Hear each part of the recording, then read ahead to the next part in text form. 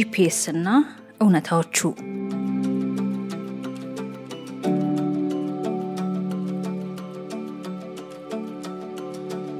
ጂፒኤስ የሚለው ቃል ለቴክኖሎጂ ተጠቃሚዎች አዲስ ቃል አይደለም። ዘወትር የምንሰማው የምናየው ጉዳይ ነው። ለመሆኑ ጂፒኤስ ምንድነው? እንዴትስ ተፈጠረ? አሰራሩስ ምን ይመስላል? በወፍ በረር እንቃኛለን።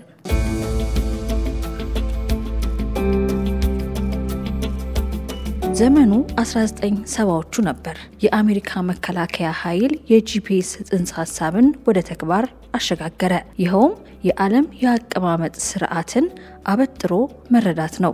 የጽንሰ ሐሳቡ ጸናሽና አምጦ የወለደው ደግሞ ዕውቁ ሳይንቲስት አንስታይን ነበር። እርሱ ልዩና አጠቃላይ ወይንም ደግሞ ስፔሻል ኤንድ ጄኔራል ሪሌቲቪቲ ቲዮሪስ ንድፈ ሐሳብን ትቶልን ባያልፍ አሜሪካኖች የዛሬውን የጂፒኤስ ታሪክ እውን ማድረግ አይችሉም ነበር። ፈጣን እንቅስቃሴ ባለበት ሁኔታ ጊዜ ታዘግማለች። አሁንም ጊዜ አዝጋሚ ናት አለ ያ ባለምጡቅ ልዕለ አእምሮ። ይህን ተከትለው ህዋን ከምድር ያጣመረውን የጂፒኤስ ቴክኖሎጂ ለመፍጠር ሳይንቲስቶች በርካታ ርቀቶችን ተጓዙ።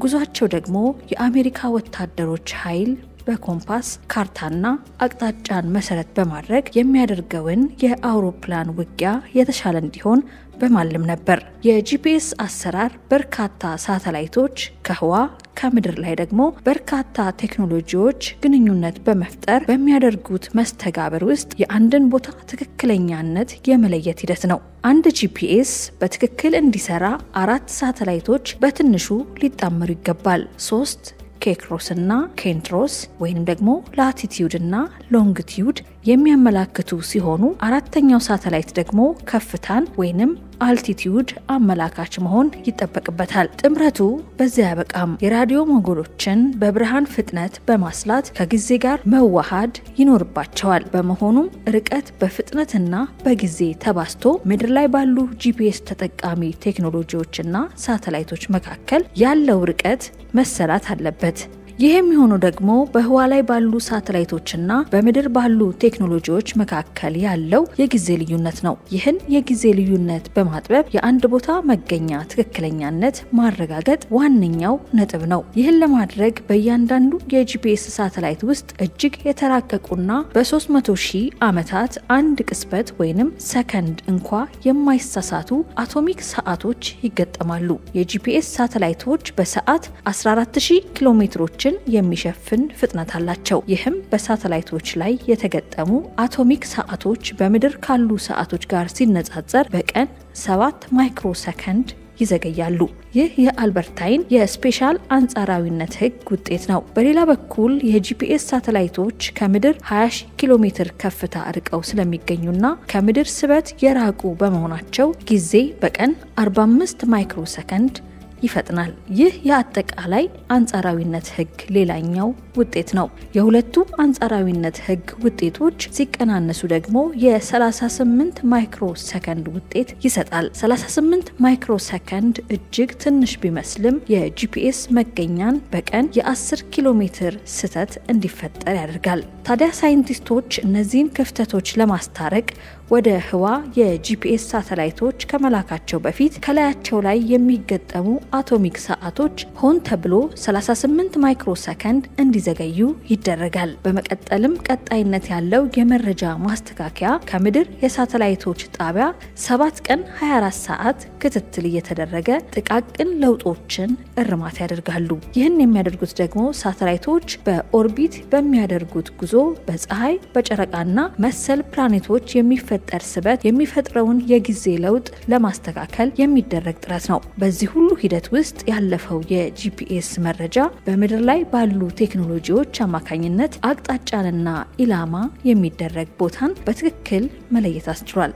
ለመሆኑ ጂፒኤስ ከአሜሪካ የጦር ኃይል ሚስጥራዊ ጠቀሜታ ወጥቶ ለዓለም ጥቅም እንዲውል እንዴት ተደረገ?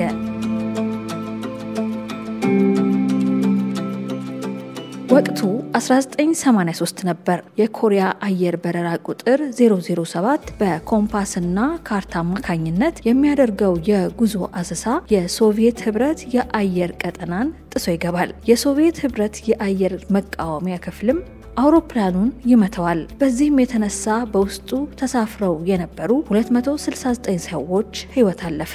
ይህም ለዓለም የአቪዬሽን ኢንዱስትሪ ከፍተኛ ስጋት በመፍጠሩ በወቅቱ የነበሩት የአሜሪካው ፕሬዝዳንት ሮናልድ ሬገን የጂፒኤስ ቴክኖሎጂ በሁሉም ዘርፍ ጥቅም ላይ እንዲውል ከመከላከያ ኃይሉ ሚስጥራዊ ተጠቃሚነት እንዲወጣ አደረጉ።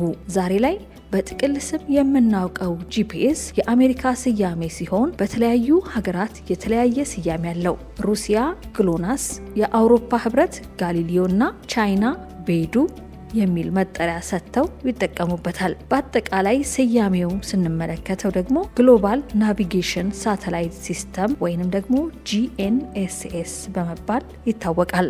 አሁን ጂፒኤስ ምግብ ላይ እንደሚገባ ጨው ነው። በርካታ የሰው ልጅ እንቅስቃሴዎች ከጂፒኤስ ጋር የተጣመሩ ናቸው። የአውሮፕላን በረራ፣ በህዋ ላይ የሚለቀቁ ሳተላይቶች እርስ በርሳቸው እንዳይገጩ ለመቆጣጠር፣ በምድር የሚፈጠሩ አደጋዎችን ቀድሞ ለመለየት፣ አደጋ ባጋጠመ ከባቢ የነፍስ አድን ለመከወን፣ የተፈጥሮ ጥበቃን ለማሻሻል፣ የግብርና ስርዓትን ለማዘመን፣ የማዕድን ከባቢዎችን ለመለየትና ለመቆጣጠር፣ ለወታደራዊ ተግባራት፣ ለዓለም አቀፍ የባንክ ስርዓት፣ በሳይበር ምህዳር የሚከወኑ ማጭበርበሮችን ለመቆጣጠር፣ በመዝናኛው ኢንዱስትሪ ውስጥ ደግሞ ስፔስ ቱሪዝምን ለማስፋፋት፣ በስፖርቱ ዓለም የምንጠቀማቸውን ቁሶች ትክክለኛ የሰውነት ጤንነትን ለመለየት ከሚሰጠው ጠቀሜታዎች በትንሹ የሚጠቀሱ ናቸው። ከዚህ ሁሉ በላይ ጂፒኤስ ለተጠቃሚዎች በነፃ የቀረበ ገጸ በረከት መሆኑ ደግሞ ከአስገራሚ ነገሮች መካከል ተጠቃሽ ነው። ዛሬ ቀለል አድርገን የምንጠቀመው ጂፒኤስ ይህን ሁሉ ታሪክ አልፏል። ሰላም።